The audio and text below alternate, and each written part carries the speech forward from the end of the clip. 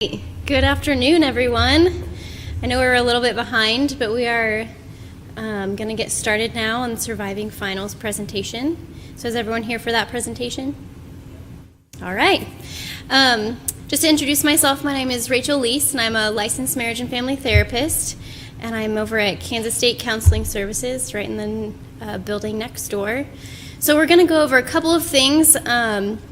Have a couple fun videos to show you, and I'd like this to be as interactive as possible, so I might ask you to interact somewhat during this presentation as well. So we're going to get started here. So the first thing is just this is what we're going to be discussing today. So the first one is we're going to be talking about time management and study skills, which I think this is all kind of a timely presentation, I'm guessing, for most of you. We're going to be talking about how to manage test anxiety, how to manage stress, because I think those are two big things that when I talk to students that are kind of pressing this time of year in particular. The last one is how to self-care, how to take care of yourself during this time and find some kind of balance as well, so you don't feel like you're just studying nonstop in the next 2 to 3 weeks as well. So let's get started. Guess what? We're going to talk about time management, and it starts with a quiz. Can you believe it? We're talking about surviving finals, and it starts with a quiz. So it's supposed to be kind of fun, some insightful information. So if you get a piece of scrap paper out and write 1 through 10 vertically, really fast. Maybe you can share a piece of scrap paper with a friend if they don't have one.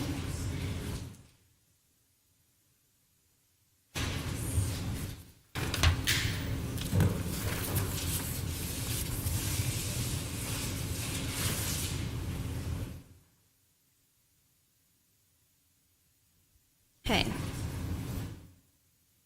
So this is going to be a short quiz about how you manage your time. So all of these questions will be yes or no. So next to 1, write your answer yes or no, number 2, and so forth, and then we'll kind of review them together. Okay, are you ready? Okay, so the first one is, have you estimated how many hours you need to study this semester? Yes or no? 2, do you tend to complete your assignments on time? This is overall. Number 3, have you estimated how long it takes to read one chapter in each of your textbooks? Hope you know this by now, in this point in the semester. 4, do you begin working on long-term assignments at the beginning of the semester, or do you wait till the end? So if you start in the beginning, say yes. 5, do you make lists of things to do in your head rather than on paper? If that's the case, say yes. If not, say no. Do you participate in social activities even when you know you should be studying? Number 7, do you schedule a time to study for exams, or do you just kind of, study whenever? So if you schedule out time, say yes. Number 8, do you have a job that requires more than 20 hours a week? Number 9, do you know exactly what tasks you are going to do when you sit down to study? So in other words, do you have a plan when you sit down? Whether that's at home, in the library. And the last one is, do you do the assignments from your favorite class first?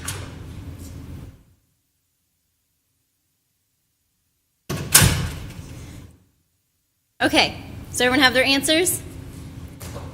Okay, so I'm going to read down the answers that you would get 1 point for. So if you got the answer that I'm saying for each number, give yourself a point. So for number 1, give yourself a point if you said yes. Number 2, yes. Number 3, yes. And 4, yes. Number 5, give yourself a point if you said no. And number 6, if you said no. Excuse me. Number 7, yes. Number 8, no. Number 9, yes. And number 10, no. And I want you to add up your score. How many points did you get? Anyone want to share how many points they got? No? Okay, can we you want to share? 6, okay. Anyone else want to share? No? Thank you for being brave and sharing. So obviously the higher number means you manage your time most wisely. If it's lower on the scale, then you may need some work. And it's something to kind of focus on, especially you can manage your time even the last 2 weeks better.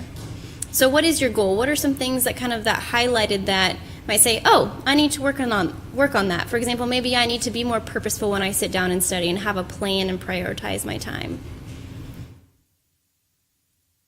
All right, so speaking of time management, this is kind of for you to ask yourself some personal kind of introspective questions. So what's your biggest time wasters? Anyone? Netflix? Is that a big time waster for you? What about friends? Are friends a distraction? They're not a time waster, but sometimes it can be a distraction. Anyone else? Anyone have some time wasters? Okay, music or YouTube? Okay. Yeah, so that can be kind of a distraction. What else? What are some time wasters for you?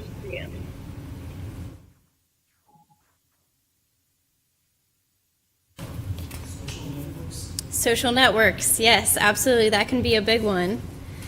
Online games, internet games, that can be a big distraction. And so exploring what ways you procrastinate and what would your pie chart look like. I liked this chart because it basically shows in the red, this is the time we spend thinking about homework, and that little tiny sliver sometimes is the time we actually spend doing homework. I think a lot of us, we worry more about the homework or we plan out the homework more than we actually do it. So sometimes being aware of, well, I want maybe more of that blue sliver. I want to actually be doing it as opposed to just worrying or thinking about it. Okay, so here's a couple tips. And in my presentations, I don't like just to read off the slides, so I want you to kind of read and look them kind of over, but I'm just going to point out some things that kind of stand out for me. So, using a planner, but not only just using a planner, but keeping everything in the same place. So whether you have a calendar, you use a whiteboard, you have just a scratch piece of paper that you write down things on, make sure that it's all in the same place and that you keep it with you. So that's may seem like kind of like a basic thing, but something to keep in mind, especially as you're preparing for exams. Also, I think a lot of times we get caught up in, well, I have to have at least 1 hour to study. And I want to challenge you to think of what can I do in the small bits of time that I have. So if I have 15 minutes, maybe I can check emails or I can just write a brief outline. But what can I do in 30 minutes or 5 minutes? So kind of challenge you to challenge kind of the time that you use and making sure that you use it wisely. Also a big thing that I really like, I don't know about you, but I like to feel like I have some element of a reward for the things that I do. So what would be an exciting reward for maybe finishing an outline for an exam or finishing studying your history for your history exam? You know, sometimes I like to reward myself with a 20-minute Netflix show. Say like, way to go, Rachel, you did such a great job studying. I'm going to take a break and then I'll come back later. Or maybe I'm going to go call a friend, or I'm going to go for a walk, or do something to reward myself for the time that I've spent. So productivity, though, also counts in time management. You can manage your time out beautifully, but you also have to be productive in the time that you've set aside to study. So what time do each of you feel like you are most productive? Are you a morning person? Are you a night owl? When do you guys usually study? Morning? Okay. What else? Anyone else? Night? Okay. I always found that for me it was nighttime. It was like early evening. Maybe not 2 in the morning, but maybe around like 7 to 9 was kind of my kind of golden time for me. Keeping track of like, do you like noise? Do you not like noise when you study? One thing that I put on there that sometimes makes a difference that we don't talk about, but does what you wear matter? Like, is wearing sweats something that's more comfortable, you don't have to worry about it, you don't have to feel constricted? Or does kind of dressing up and feeling like more confident and kind of well-groomed, does that make a difference? You ever thought about that? Noise? Yeah. Does noise help you? Is that what you're saying? No, help. But it should be very quiet. Yeah, so being very quiet helps you. Yeah. So something to think about too with noise, and then also kind of what to wear. I know, sometimes when you go to the exam, sometimes maybe dressing up or feeling like you've put on maybe your favorite outfit can just help with that confidence as well. Also thinking about what items you need to take with you. Like if you go to the library, do you need note cards? Do you need highlighters? So making sure that you also bring all the stuff that helps you feel prepared. Okay, so preparing for an exam. What's your approach? Everyone's different, right? How do you prepare for an exam?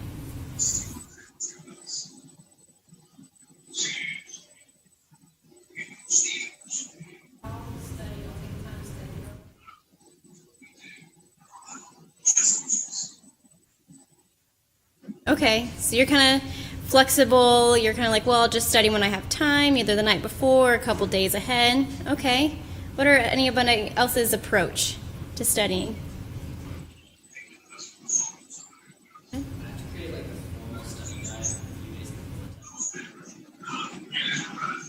Okay, so you have to have a formal study guide and a couple days ahead of time. Okay. Anyone else? I think this is an important question too, because how do you study? How do you prepare so you feel confident? Because I think being, no matter what your approach is, at least making sure that it's purposeful and allows you to be most successful is really important. So, these are some kind of tips to kind of think about. So one is making a list of major topics in the course, things that either the professor has highlighted or major things that you've noticed kind of themes throughout. Write a summary, make an outline, and I think I would suggest kind of doing that ahead of time too, so that you can familiarize yourself over a course of time. I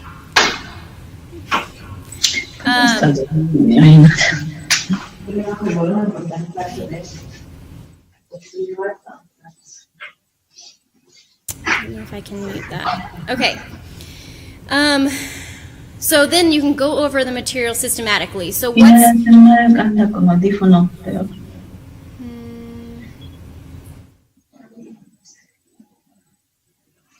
I'm not quite sure how I can mute that, guys. Okay. So then we want to go over the material systematically. So pick out what's kind of top priority or you feel like will be the most emphasized element on the test and then kind of go from there. I think you all know probably by this point kind of what your professor likes to emphasize or what he or she has talked more about in class. So you can make out a set of probable questions for review too. So from quizzes or for past exams, what did the professor emphasize? And how can I fill in the gaps from there? I think one thing we don't talk about though is how we talk about the exam with others. I a lot of times talk about with students how anxiety, especially before and after an exam, can feel a little bit contagious. Have you ever talked to a classmate and they're like, oh my gosh, I'm freaking out about the exam. I don't know if I know about this. I'm really doubting myself. And then you start to kind of doubt or you start to kind of worry. Has that happened to anybody? Yeah? Okay. So I would challenge you to avoid last-minute discussions like right before an exam or right after, because sometimes that can really heighten anxiety or heighten your worry about an exam as well. So obviously rest is also important, and finding time for relaxation, for fun things. You don't want the fun to take away from studying, but you also need to find balance.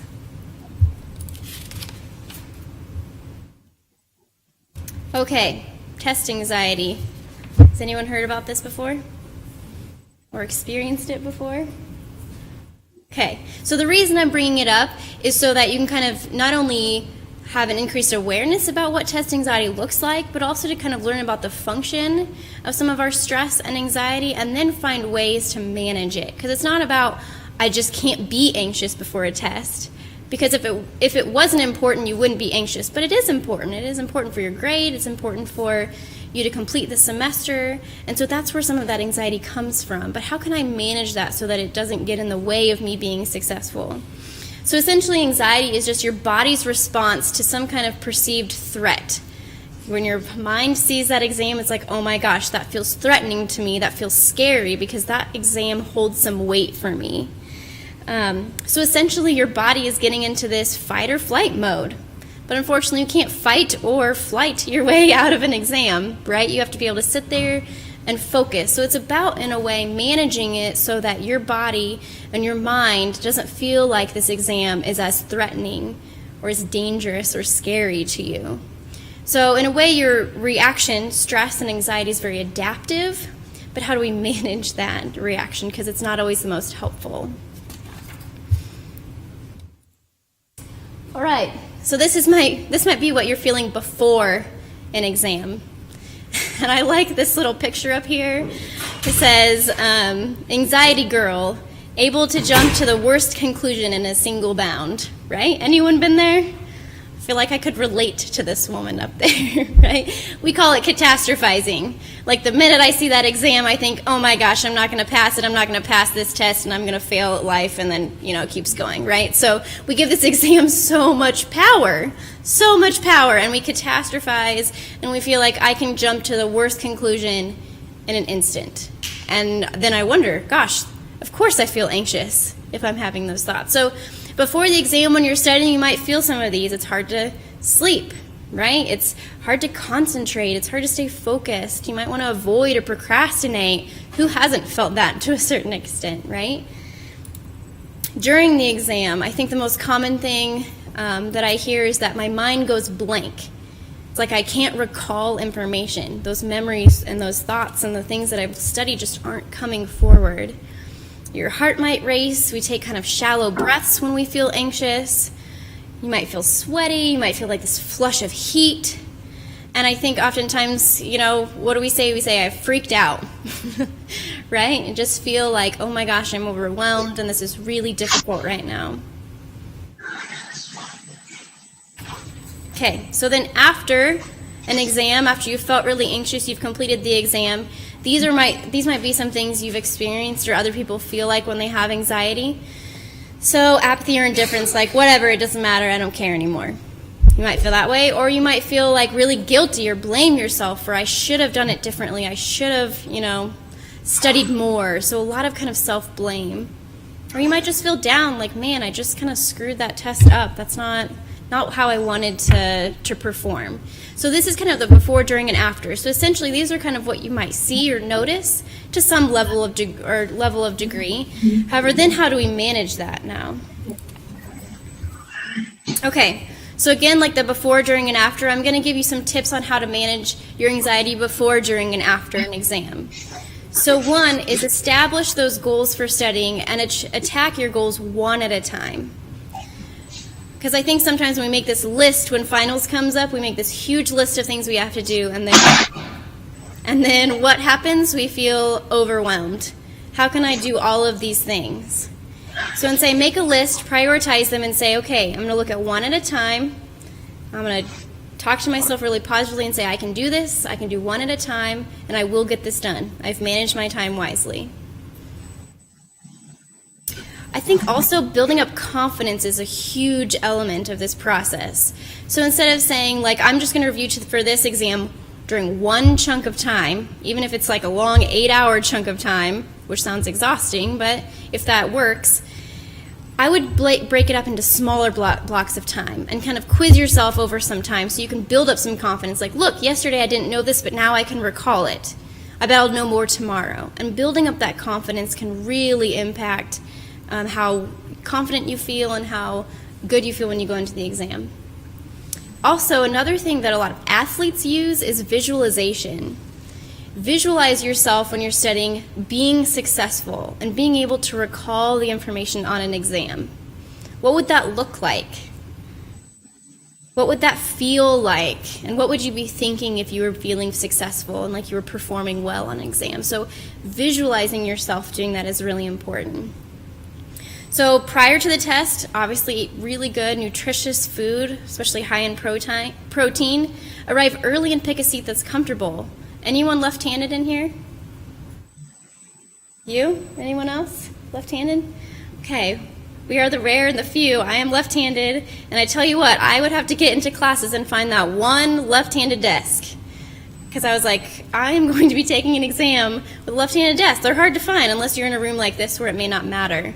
So if that's the case, or if you like to be in the front or the back or on the edge, arrive early and make sure you get that spot that helps you to feel best prepared for the exam. When you get the exam, just take a second, look it over, read the directions 2 times. Make sure you're really clear on what the instructions are. Just take a few moments and then organize your time, saying, okay, I have 60 minutes and I have 6 problems. I'm going to devote about 10 minutes to each problem. And kind of say, okay, now I can do this. And don't rush it. I know some people get really anxious when they see other people handing their assignments in early or really quickly. And just, again, kind of pace yourself. Say, I'm managing my time well. I've prepared for this exam. I can do this. Okay, now during the test, practicing really deep breathing. Notice when those breaths really get shallow and focus on really taking those really deep breaths. Get a drink of water if you need a moment just to kind of take a breath. Has anyone heard of chewing gum or eating a mint during an exam? You have? You see some heads nodding. Some of the research is kind of iffy on this, but I say, hey, if it helps, right? So some people say that chewing gum can help really circulate that blood into your brain, which can help you really be eliciting some of those memories and those thoughts that you need for taking an exam. Also, some researchers say that mint or peppermint also specifically helps improve focus, your alertiveness, and your ability to concentrate. So, heck, if a mint helps, then maybe that would be just that extra edge that would be beneficial. Yep.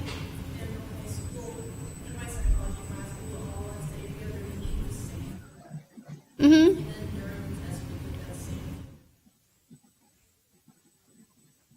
Mm-hmm. So making those associations between studying. Yeah, great. Yeah, so finding something that works for you like that, making that clear association, and even if it's just a mental boost of confidence, like I've got my mint in, I'm prepared, and I'm doing everything I can to be successful. So I know we already kind of talked about rewards, but keeping that reward in mind, and also the benefit of using positive self-talk, I cannot emphasize more. So often when we get anxious, what we go into that exam and we say, there's no way I can do this is so scary. Or this professor is really tough, there's no way I'm going to know all these questions. Well, that's really kind of putting ourselves in the back seat, right? So instead using positive self-talk. So an example would be, okay, this test is tough, but it does not have to reflect on my intelligence. Or I'm still smart even if I don't get an A on this test. Or I prepared really well, I can relax and I can concentrate. So sometimes I tell people, get a little note card, write some positive statements, things you'd want to hear, like giving yourself a little pep talk before an exam, and keep it with you. And when you're sitting in your chair, before you take that exam, just read through those. Remind yourself of some of these positive kind of coping statements. Okay, we're going to talk about specific techniques. Are you ready? So 1, deep breathing. Okay? So the reason deep breathing is so important is because when you take a really deep breath, mindfully and purposefully, it actually activates parts of your brain to release neurohormones that inhibit the stress hormones and trigger a relaxation response. Anyone know that? How you do, right? So when you take those deep breaths, think of your brain releasing hormones to help you relax. So in a way, it's kind of like, okay, body, triggering, it's time to calm down. It's time to calm down. So if you start to feel anxious, your mind goes blank during an exam, take some deep breaths. And I tell people, put your hand on your heart and your hand on your chest. When you take those deep breaths, your abdomen, the hand on your abdomen should be moving, not the one on your chest, because it's showing that you're taking really deep breaths. So breathe with your abdomen and not your chest. Okay? Some little tidbits. Okay, so the next one is pretty simple. Envision something melting or flowing. I want you to just envision a waterfall for a second. What's that feel like? What about like candle wax just like flowing off of a candle? Just envision that for a second. Sometimes when I just think about these things, I feel like my shoulder just kind of goes limp, and I'm just like, ah. It's giving your mind something to focus on. It's relaxing, kind of soothing. Another approach is progressive muscle relaxation. So you start with your toes, you go up to the top of your head. So I want you to start with your toes, your feet right now, and I want you to clench them as tight as you can and hold, and then release. And notice what your muscles feel like. And then I want you to move up to your calves, and I want you to tighten them as tight as you can and hold it, and then release. And notice what it feels like to release that tension. And if you were to do this, you would do it all the way up your body. You can do this even before you're in an exam. You can do it when you're studying. You can do it before you go to bed. And just notice what it's almost like releasing the tension in your muscles. And it's also telling your mind to focus on your body. Pay attention to your body. And the last one is a guided imagery where you essentially pick a really peaceful, calming location. It could be the beach. It could be a baseball diamond. It could be outer space. It could be anywhere you wanted it to be. And I want you to envision yourself there and drawing on all of your senses. What would it feel like to be there? What would you smell when you're there? What would you taste when you're there? All of those senses, and really get your mind to focus on that. It can be a really calming response as well. Okay, so we're going to talk, so we kind of focused on anxiety, and anxiety and stress sometimes we say them kind of interchangeably, like I feel anxious, or I feel stressed, or I feel overwhelmed. But oftentimes we don't experience test anxiety, but we just feel stressed in general. So we're going to learn a little bit about stress and how to manage that, and then of course how to self-care. So what is stress? I think we all kind of know what it is, but we don't really define it. So it's really a reaction to any kind of physical or mental demand, right? So it's any kind of, again, stress hormones are reacting to a perceived threat. Has anyone ever seen this before? The stress curve. Okay. So I like this because it's essentially highlighting that, and I guess I want to emphasize too that stress isn't inherently bad. Can you imagine if you had no stress? Would you get anything done? What would motivate you to study? What would give you the urgency to study? Some of the unpleasant emotions that we have are actually motivators. They're giving us information. So I'm not saying being overwhelmed and burnt out is actually good, but having some level of stress and some level of urgency motivates us to get things done. So you can see in that kind of light orange or kind of yellowy color, it's optimum stress, where we're not underloaded, but we have a sense of urgency and we're being productive. And it kind of is going to the level of fatigue up there, and then kind of whoop, goes down to exhaustion and anger, panic, and then you kind of just burn out, right? So what I tell people is to kind of monitor your stress like you're a thermometer. So 0 to 10, 10 being I'm burnt out, I'm crispy, I'm done, I can't do anymore, right? And 0 being I am so calm, I have absolutely no stress. And monitor where you are. If you're feeling at an 8, say maybe I want to stay at a 5 or a 6, and how do I get there? Because I want to stay in this yellow optimal area, and I don't want to get into maybe an 8 for you is that orange area. So take a daily kind of temperature of where you're at and say, if I'm at an 8, what do I need to do? And be very purposeful about what you're doing to get down to a 6. You know, maybe I need to go for a jog. Maybe I need to go get coffee with a friend. Maybe I need to watch a show and just relax for a little bit so that I can actually be productive when I'm studying. Okay, so I think most of us kind of know what the symptoms of stress are. Some things to consider is notice if you have increases in substance use. Also, if you're really irritable, short-tempered, usually friends, boyfriends, girlfriends will inform you of that, right? And also if it's hard to concentrate, that might say, hey, I'm getting to the orange area and I need to kind of monitor my stress level. Okay, so the next thing is a short video that I'm going to show you. And I'm going to show you about half of it because it is a long video. It's 14 minutes long. So here we go.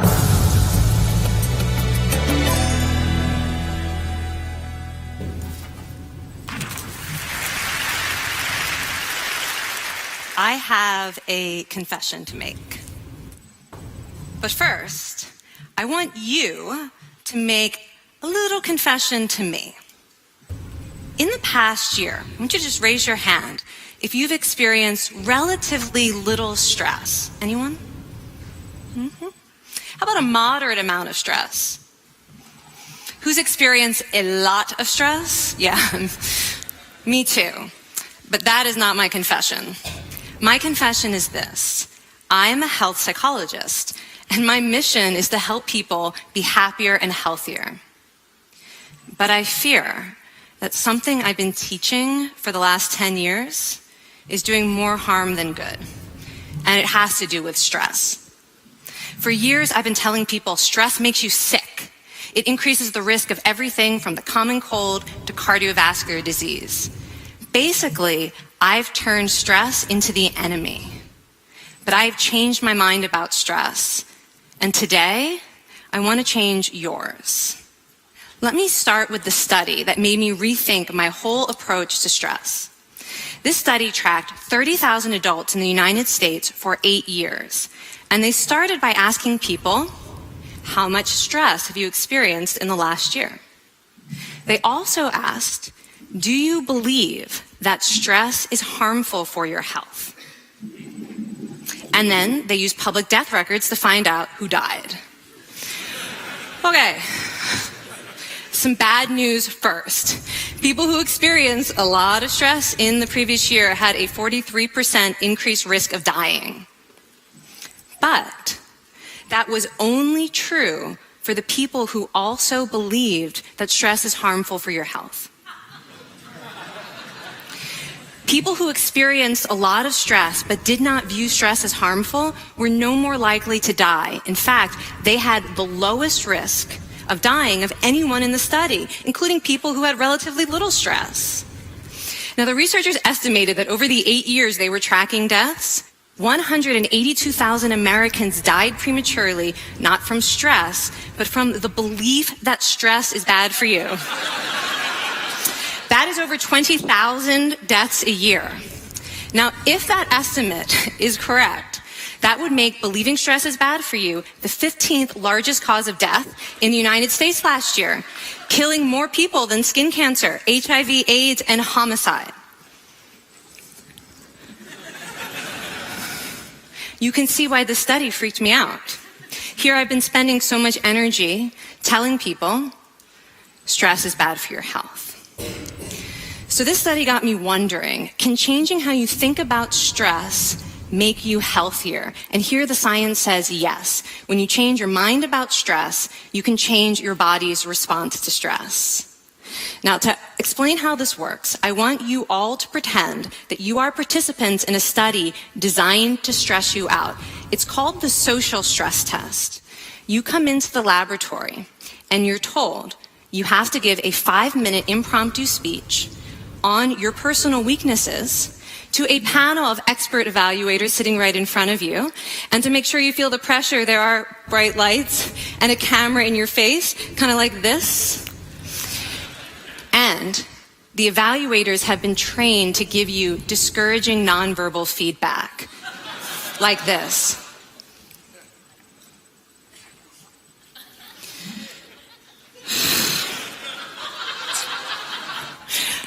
Now that you're sufficiently demoralized, time for part 2, a math test. And unbeknownst to you, the experimenter has been trained to harass you during it. Now, we're going to all do this together. It's going to be fun. For me. Okay. I want you all to count backwards from 996 in increments of 7. You're going to do this out loud as fast as you can, starting with 996. Go. Go faster. Faster, please. You're going too slow. Stop, stop, stop, stop. That guy made a mistake. We're going to have to start all over again. You're not very good at this, are you? Okay, so you get the idea. Now, if you were actually in this study, you'd probably be a little stressed out. Your heart might be pounding, you might be breathing faster, maybe breaking out into a sweat. And normally we interpret these physical changes as anxiety or signs that we aren't coping very well with the pressure. But what if you viewed them instead as signs that your body was energized, was preparing you to meet this challenge? Now, that is exactly what participants were told in a study conducted at Harvard University. Before they went through the social stress test, they were taught to rethink their stress response as helpful. That pounding heart is preparing you for action. If you're breathing faster, it's no problem. It's getting more oxygen to your brain. And participants who learned to view the stress response as helpful for their performance, well, they were less stressed out, less anxious, more confident. But the most fascinating finding to me was how their physical stress response changed. Now, in a typical stress response, your heart rate goes up and your blood vessels constrict like this. And this is one of the reasons that chronic stress is sometimes associated with cardiovascular disease. It's not really healthy to be in this state all the time. But in the study, when participants viewed their stress response as helpful, their blood vessels stayed relaxed like this. Their heart was still pounding, but this is a much healthier cardiovascular profile. It actually looks a lot like what happens in moments of joy and courage. Over a lifetime of stressful experiences, this one biological change could be the difference between a stress-induced heart attack at age 50 and living well into your 90s. And this is really what the new science of stress reveals, that how you think about stress matters. So my goal as a health psychologist has changed. I no longer want to get rid of your stress. I want to make you better at stress. And we just did a little intervention. If you raised your hand and said you'd had a lot of stress in the last year, we could have saved your life.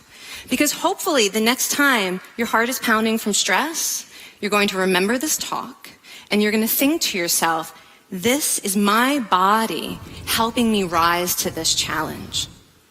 And when you view stress in that way, your body believes you.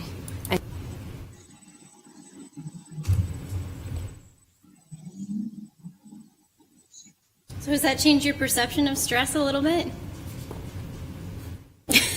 Don't look like you buy it. No? I think that sometimes we undermine the power of our mind. And I think it's something just to consider. Regardless, even if you don't maybe fully buy into that study or feel like it's something that really could benefit you, I think how we think about stress and how we see the function of that stress is incredibly important. And I know that it really does help manage anxiety, for one thing. So just to think about that, when you start to feel stressed out with studying, maybe reframe that into it's a challenge, and I'm up for a challenge, as opposed to it's a stress that seems incredibly overwhelming. So sometimes just using different language can make a big difference. So I'm going to kind of briefly go over the next slides because I want to get to self-care, which is our last section. So obviously during this time, I can't emphasize enough, make sure you're getting good nutrition and eating well. Limiting some caffeine, even though I know it helps you stay up at night. Sometimes it can really just increase that heart rate and make you jittery. Some kind of fun fact too is if you feel like you've had too much caffeine, sometimes eating broccoli can help. It can actually help kind of cleanse your liver and can help you metabolize some of that caffeine better. So if it works, then great. If not, you've just got some extra greens in your diet, right? So something to kind of think about. Also, sleeping is really good. Making sure that, you have the time, because at night you metabolize some stress hormones. Make sure you have that time. Balance whether it's actually in your best interest to pull an all-nighter or to cram really late at night before an exam. And also some sleep environment makes a big difference too. So if you have a lot of blue lights, that can also impact kind of how you sleep. So if you have like a DVD player in your room or something with a blue light, cover it up or take it away from your room, because that can also impact sleep. Obviously, again, sleep deprivation is not in your best interest, so it can lead to a lot of these fatigue and low motivation, so making sure that you get enough sleep at night. Okay, self-care. So essentially what self-care is, it's caring for yourself, finding a balance, making sure that in the hustle and bustle of this time of year that your needs don't get forgotten. So making sure that you're eating and you're making time for relationships and that you're just balancing your life so it's not out of balance and you don't feel so overwhelmed. So these are some kind of quick tips for you. So one is getting sunlight, just getting outside. It's a beautiful day today. So if you just go out and you study on the lawn, that can really help boost your mood.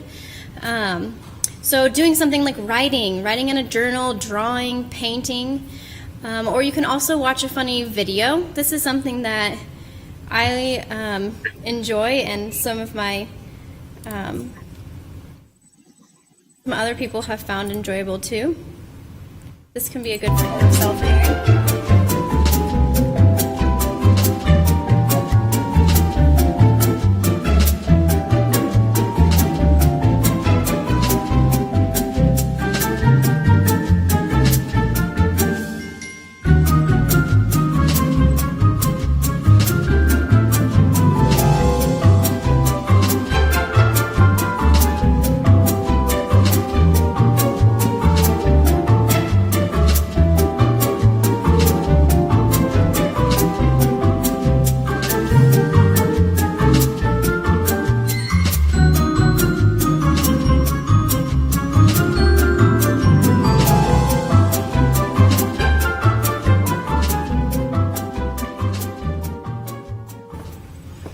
Okay, so that was what?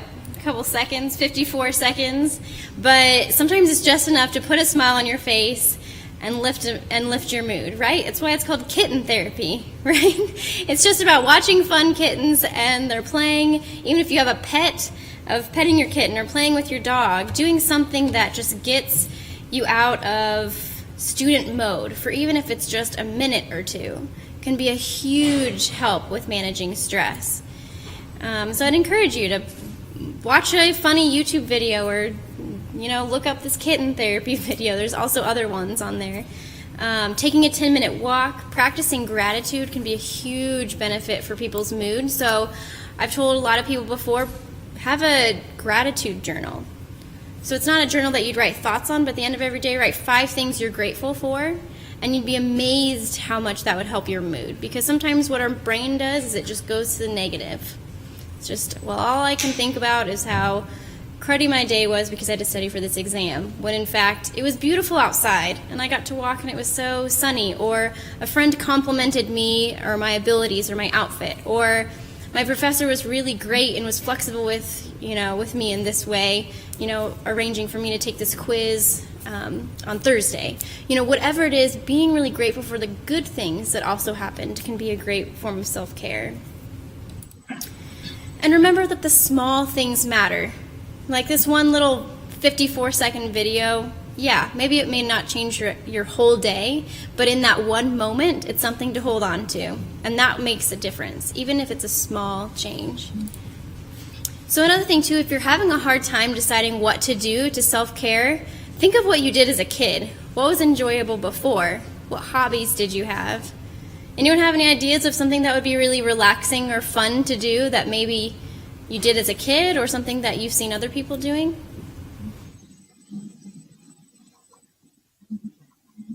Coloring? Yeah, so doing something creative, artsy, absolutely. What else? Watching 90s cartoons, that sounds awesome, to be honest. Yeah, so both of those things, you get coloring sheets in color, you could watch cartoons. In a way, kind of tapping into that inner child, right? And doing something fun and just carefree can be really, really helpful. Also noticing just things in your days is kind of like the gratefulness journal, but when you're walking on campus, just notice things. Notice the small, kind of novel things about your day. Like, wow, I didn't know that there was like that really beautiful bird on campus, or I didn't really realize how beautiful Hale Library is in this time of day, or the beautiful flowers, or whatever it is. Just noticing that stuff and acknowledging it, being present in each moment. Now, another thing that I also wanted to talk about too was giving. I don't know about you, but the phrase that I would often use when I was stressed is, I don't have time. Anyone guilty of saying that a lot? Yes. I would say that to friends, I would say that to family, I'd say that to everybody in my life. I'm sorry, I just don't have time. And sometimes that's true. We don't have time. We're going to an exam, we're going to study, we're really trying to manage our time well. But I would also want to challenge you to occasionally say, I will make time. Because saying I will make time makes me feel like I have the power to influence how I use my time, and I'm going to make sure I make time for the people and the things that are incredibly important to me. So if having coffee with a friend is really important, I can make that a priority, and I can shift things around to make that happen. And part of that comes with this slide where I talk about giving. Sometimes self-care can also come in the form of doing something outside of yourself, sending someone a nice note, whether that's on Facebook, whether it's a written note, helping someone else, just taking a couple minutes and making time for someone else too. And I want to caution you in that you don't have to give and give and give to where you're exhausted or you're just kind of burnt out. But sometimes giving to others and seeing the joy that that brings them can also be a boost for us. So even if it is dead week and you're studying and mom keeps calling and you don't answer because you don't feel like you have time, or a friend keeps calling, think about how I can make time so I can find that balance, and I can also find that joy too amid some kind of stressful weeks. So again, the last thing that I always like to kind of plug is the Kansas State Counseling Services. So if you're needing additional support or resources before the end of the semester, feel free to stop by. We're on the second floor of the English and Counseling Service building next door. And also an important thing that I always like to emphasize is that we have online resources. So we have kind of these free online programs that are focused on stress management and academic anxiety that you can enroll in for some additional tips. And then we also have a website page that has free apps for meditation or yoga or relaxation or stress relief that you can also check out. So if you have a phone, you can download those as well. All right, thanks for coming. If you didn't sign up, please feel free to do that before you leave. Thank you.